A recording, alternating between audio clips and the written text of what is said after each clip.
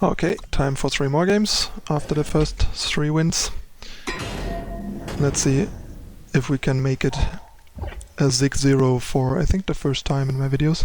That would be pretty impressive to show off the new version. Pretty good keep.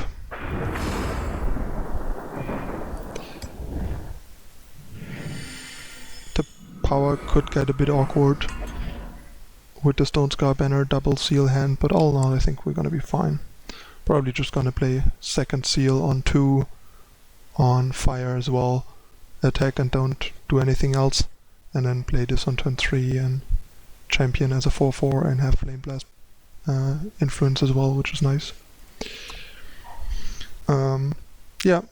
Also people have been some people have brought up me doing poorly in videos with decks that I talked about. First of all, not every deck is equal, there's worse and better decks. Also 6 games don't necessarily say that much about the quality of a deck in general. And yeah, I'm kind of just a fan of I'm gonna attack here because I don't think he's gonna block usually. What I was saying is I just think it is the most realistic and representative if I just jump into multiple queues in a row and just play them the way they come up, rather than doctor like some kind of video of various games I played. First of all, I would have to record like tons of games that I'm playing, which doesn't really make much sense, especially with like commentary. And also, cherry picking games doesn't really make sense to me. I don't want to cherry pick results. I want to just give you 6 honest games in a row and take them as they come, to also show you the potential issues and shortcomings of the deck and potential problematic matchups and stuff like that. So I think that's just the most representative and honest way to do it. And so far, none of my viewers have complained about it either. Just some people brought it up on Discord. And yeah, if there is a different opinion to what I assumed so far, feel free to let me know in the comments. Let's discuss this. But all in all, I think that this is a pretty good way to show a deck and give you an impression. And the only thing I think that I can reasonably do if people think the games are like too lengthy and there's too much chaff in between is edit these videos shorter and cut out more stuff. But I usually think I fill that downtime pretty well with discussing and addressing things towards my audience, so I just wanted to like put that idea and that topic out there basically. Gonna attack here first, see what the opponent does.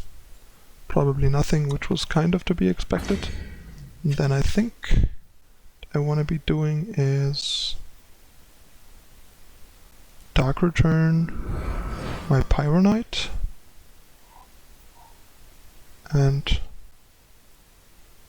probably just kill this guy, as long as I still can that easily. And I think next turn I'm either gonna Rapid Shot and leave Countess open, or Pyro Knight and Countess open, depending on what I need. And if I draw a power, I can do all of it, which is nice. Or if I draw Doom, I might just Impending Doom. We'll see. Given that he has power open, not sure if I want to Doom, like he might have Annihilate here.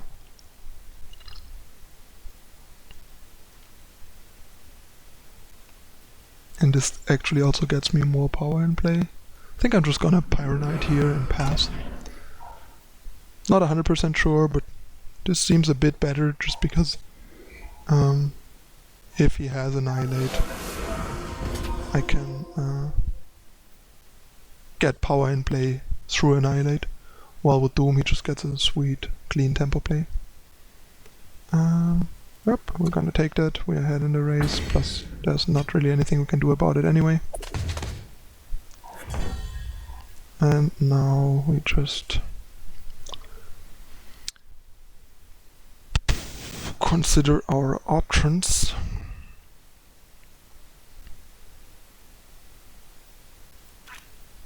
I think activating here is actually pretty good, because he has no power, so he can't really blow us out, although he's gonna take at least 12.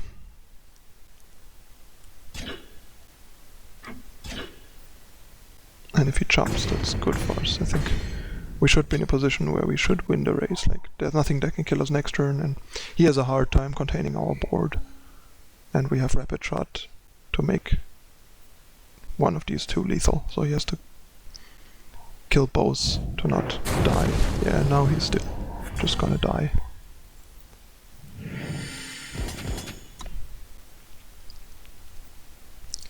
Especially because he is depleted. So, game over.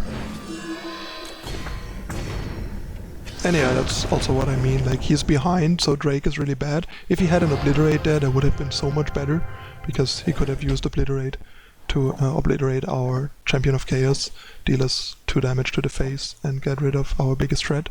This way he was basically forced into racing a race that he is poised to lose.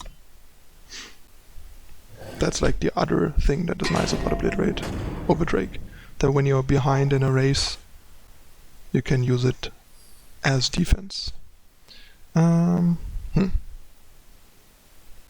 This hand is another 4 power hand that I'm not super excited about, because it has no spell to keep our early attackers going, has counters which is a bit meh, just overall much worse than the first 4 power hand that we kept.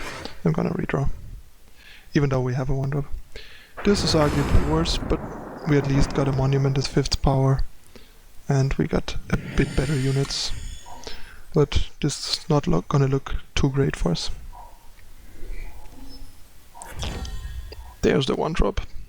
Little too late to the party, but at least we get to go double unit on 3. Maybe catch up on some lost tempo here. We'll see. Outlaw into Outlaw, it's fine. Ship it.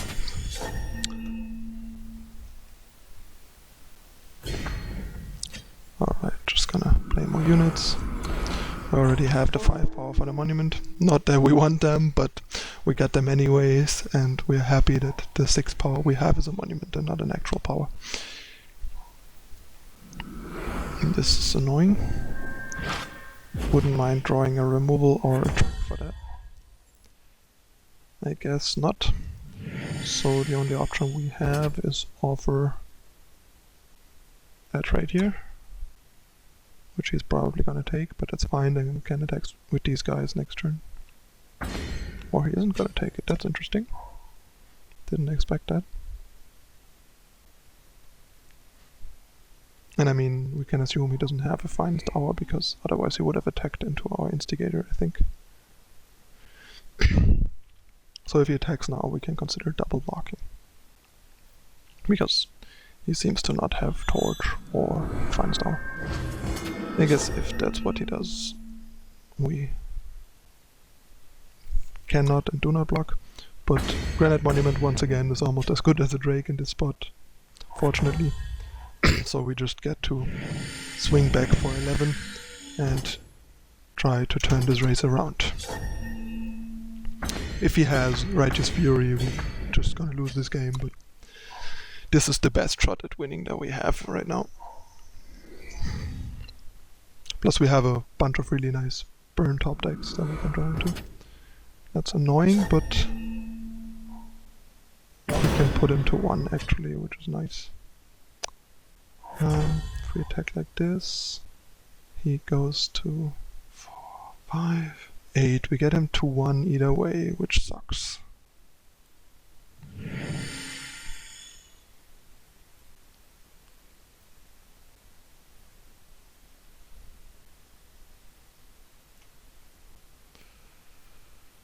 this guy is just a big, like, we are 1 damage short of winning. And there's nothing we can do. Yeah, we would have really needed to draw Flame Blast or an Obliterate or Rapid Shot there. But that's, as you can see, still a lot of outs, like if we would have drawn one of these cards. Or Annihilate. So we had like... Second Torch would have also helped. So we had like 3, 7, 9, 16 outs to win the game here. Actually 20, because the other 3 instigators would have also helped.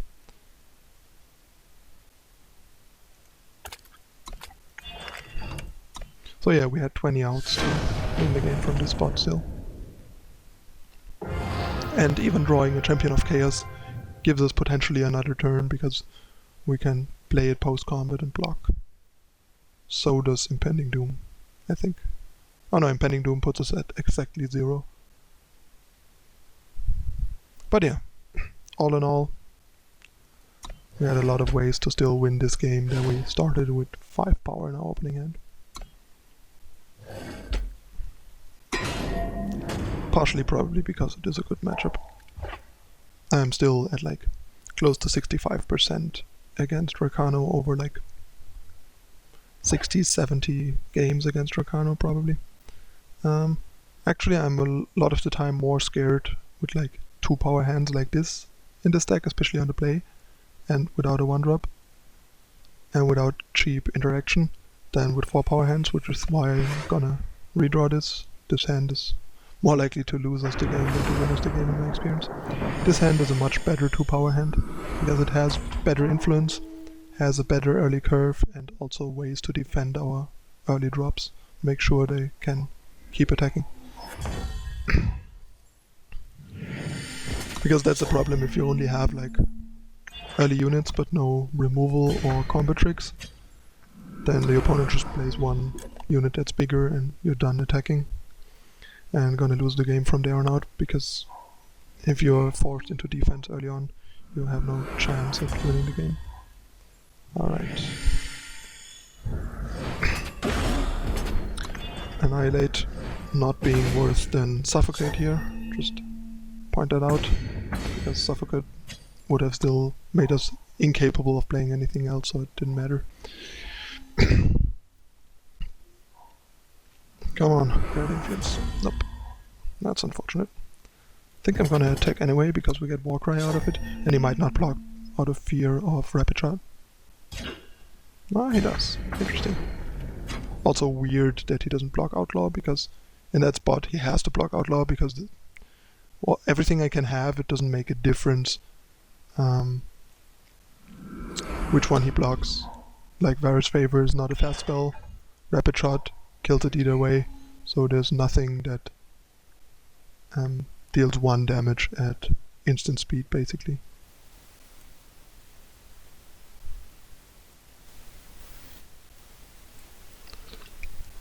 And yeah, Power of Warcry.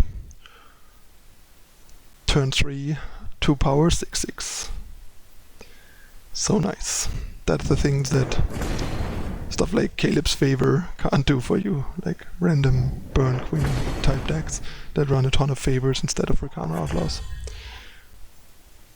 And thanks to our opponent we also get to do this, because he dawdled around 1 turn, basically skipped his entire turn 4, not even turning on his champion because he probably also doesn't run enough seals. And now this game is basically over.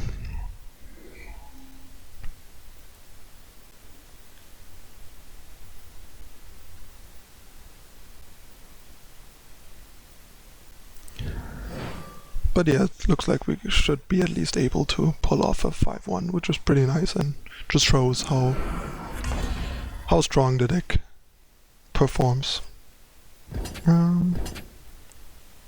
Yep. All in.